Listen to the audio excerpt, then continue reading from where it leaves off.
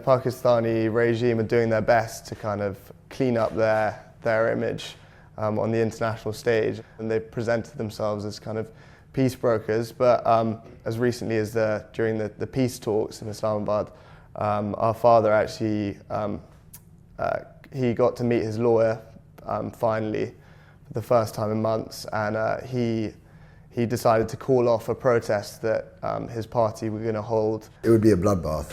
If he called for a mass protest, then he very easily could.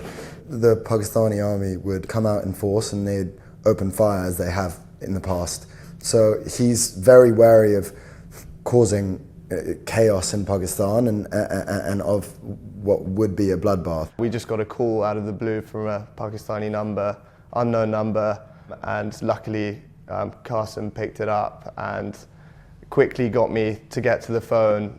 He spoke to someone who said, your father's on the line.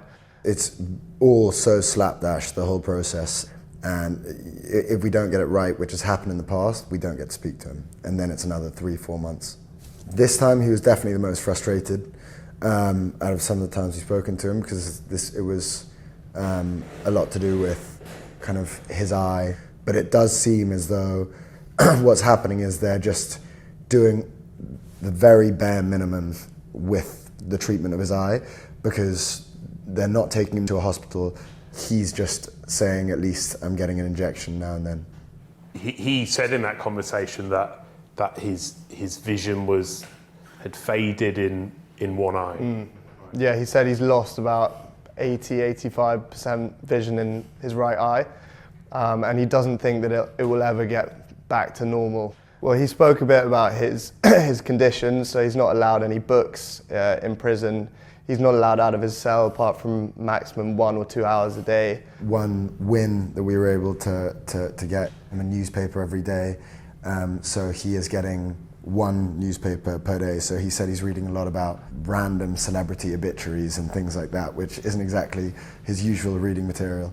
Our goal there was to just speak to the UN about the arbitrary detention, about the inhumane conditions, about getting him treatment. We've gone from pushing for him to be released, for pushing for him to get a fair trial, a free and fair trial, to now just hoping that he gets the bare necessities. So it's frustrating for us to have to kind of relegate our ambitions, but at this point we're quite desperate.